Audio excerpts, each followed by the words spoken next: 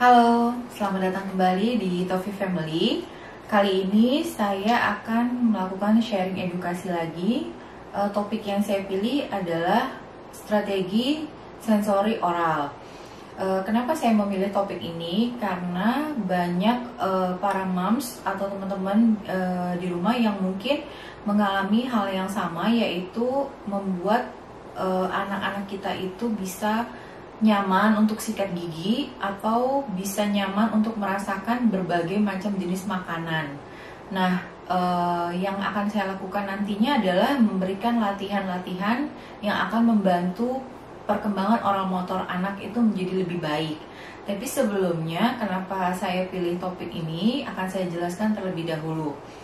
Nah, yang pertama adalah kondisinya adalah kita sering menemukan anak-anak yang sering kita lihat itu seperti picky eater, atau misalnya tidak nyaman dengan tekstur makanan tertentu, atau misalnya tidak nyaman ketika makanannya terlihat banyak bercampur antara sayur atau daging, kemudian kesulitan untuk mengunyah gitu. Bisa jadi juga misalnya belum bisa meniup gitu. Nah, latihan apa saja yang bisa kita berikan? Kemudian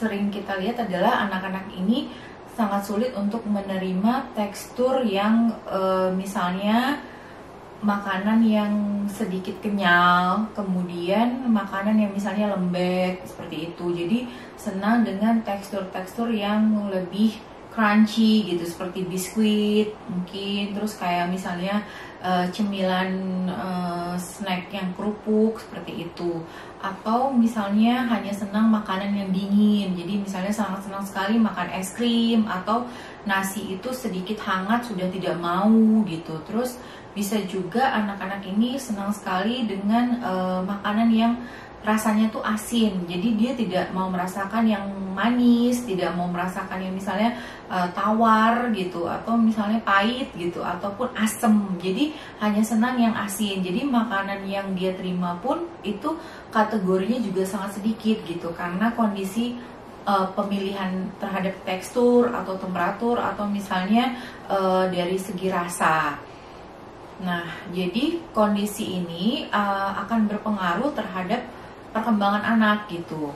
Nah, kenapa kayak misalnya anak tuh sangat sulit untuk disikat giginya, nah seperti itu. Atau misalnya ketika dia mau mengunyah makanan itu kadang-kadang tidak mau lama gitu, karena memang kekuatan untuk oral motornya juga masih lemah gitu. Jadi kali ini saya akan sharing kepada moms dan teman-teman di rumah adalah bentuk-bentuk latihannya. Nah, bentuk-bentuk latihan ini bisa dibagi dua. Dia bisa dikatakan snack time dan play time. Tapi yang akan saya berikan di sini adalah play time. Kalau untuk snack time itu sebenarnya mama-mama di rumah bisa mencoba dengan berbagai macam makanan. Jadi misalnya makanan seperti permen gitu, permen yang kenyal-kenyal, atau misalnya kayak permen karet. Kalau misalnya anaknya sudah bisa paham ya mams. Jadi kalau misalnya sudah bisa diinstruksikan untuk oke, ini boleh digigit, kemudian nanti dibuang kalau misalnya rasanya sudah tidak ada gitu. Terus kayak misalnya mungkin bisa dicoba dengan sayur, finger food gitu, kayak misalnya wortel saja yang direbus gitu, atau brokoli seperti itu. Jadi makanan-makanan yang tawar. Terus kemudian bisa juga diberikan makanan yang asin gitu, misalnya boleh dicoba kayak kerupuk, boleh dicoba kayak biskuit, pokoknya berbagai macam makanan dengan rasa yang berbeda. Buah-buahan, atau misalnya buah-buahannya itu bisa juga di jus, bisa juga dimakan langsung seperti itu. Minuman, terus misalnya makanan yang agak panas tapi ya masih aman untuk anak kita coba ya.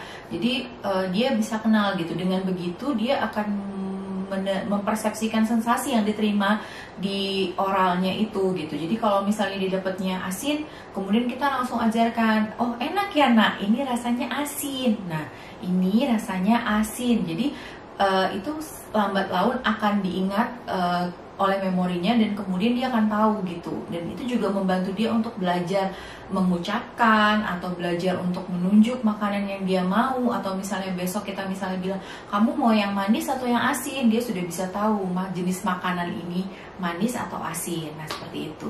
Oke ya moms, kalau misalnya memang nanti masalah snack time ini kurang jelas atau apa, moms bisa bertanya melalui komen. Nah sekarang saya akan mengenalkan permainan apa saja yang akan kita gunakan untuk melatih oral motor. Nah di sini sudah saya siapkan beberapa. Kalau moms ada di rumah boleh disiapkan, tetapi kalau misalnya memang tidak ada, hanya sebagian, tidak apa-apa gitu. Jadi yang penting adalah pengulangannya kepada anak. Nah ini sudah bisa dicoba dari anak usia 1,5 tahun ya mam. Jadi sebelumnya juga bisa, cuma kalau misalnya 1,5 tahun mungkin dengan kondisi instruksi yang bisa lebih dipahami, kemudian anaknya juga sudah lebih bisa untuk diarahkan gitu. Dan kalaupun misalnya belum, ini bisa jadi juga bentuk latihan bagi mereka.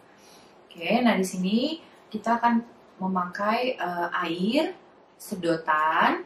Kemudian di sini saya punya bubble. Jadi dengan ininya juga untuk alat untuk meniupnya.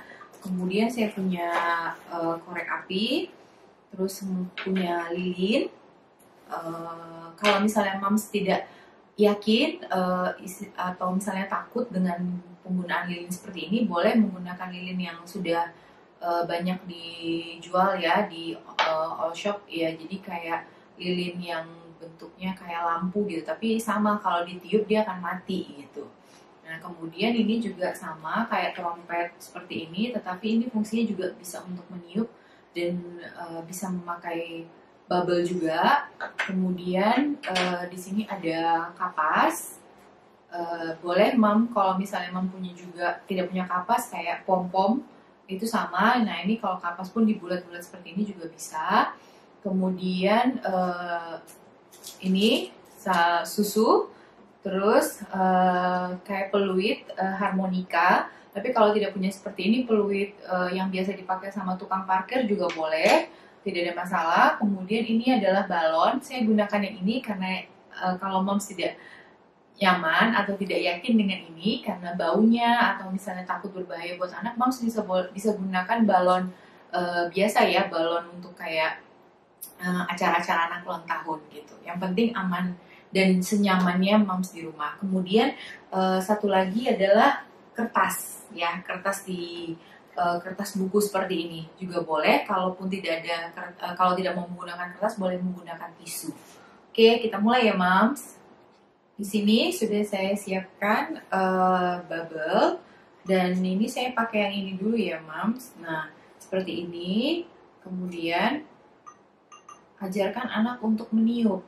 Tapi kalau misalnya memang belum bisa, maka moms yang arahkan. Jadi seperti ini. Nah, kalau misalnya anak-anak yang di rumah belum bisa, moms bisa mulai dengan seperti ini. Misalnya, kemudian mereka yang pecahkan bubble-nya. Nah, itu bisa dibikin sambil dengan bersuara. Jadi misalnya seperti ini lagi, saya ulangi. Seperti itu. Nah, jadi kalaupun mereka belum bisa meniru untuk bagaimana membuat tiupan, tapi mungkin mereka bisa meniru dengan membuat suaranya, bunyinya. Nah, seperti itu. Oke. Nah, ini yang boleh seperti ini, atau misalnya moms mau menggunakan yang bentuk-bentuk lucu seperti trompet, biar lebih menarik buat anak, boleh juga. Nah, seperti ini ditiup. Ya. Lagi. Nah, seperti itu. Dan setiap permainan ini, maksudnya bentuk-bentuk seperti ini akan membutuhkan usaha yang lebih tinggi ya. Jadi misalnya seperti ini kan dia lebih kecil gitu. Jadi artinya anak harus berusaha lebih kuat tiupannya supaya bubble-nya itu akan terbentuk. Gitu. Kemudian yang satu lagi ini seperti seruling juga bisa. Nah ini sama akan membutuhkan usaha yang lebih kuat untuk anak-anak bisa membuat bubble-nya. Nah, seperti ini. Nah, tapi kalau misalnya jadi, itu bisa jadi sangat besar. Jadi pasti lebih menarik buat anak-anak untuk bermain. Oke. Nah, sekarang yang berikutnya adalah kita bisa menggunakan sedotan, kemudian air putih. Jadi, kita akan membuat gelembung. Nah, Moms bisa menggunakan sedotan pop ice seperti ini, atau sedotan biasa juga tidak ada masalah. Nah, seperti ini, masukkan, kemudian tiupkan. Nah, seperti itu.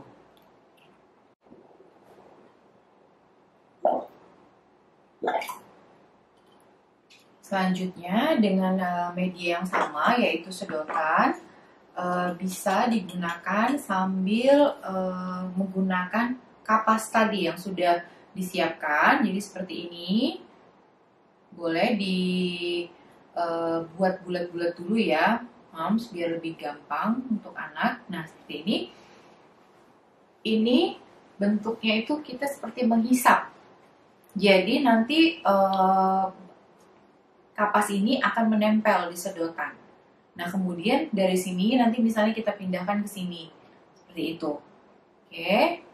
Ini memang lebih sulit sama anak, tapi kalau seandainya dia sudah memahami instruksi, bagus untuk latihannya. Jadi, menguatkan untuk anak-anak ini oral motornya. Ini, Mam. Seperti itu. Lagi. Nah, lagi.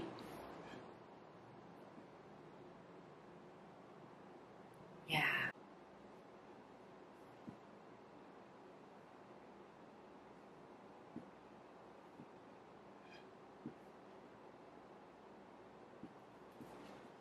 Latihan-latihan yang saya berikan sebelumnya ini adalah latihan-latihan yang sudah biasa saya gunakan untuk saya coba kepada anak-anak. Nah, kalau misalnya nanti ternyata di rumah, Mom sudah mencoba dan ternyata misalnya tidak aman atau tidak nyaman, nah mungkin Mom bisa mencari lagi latihan yang lain.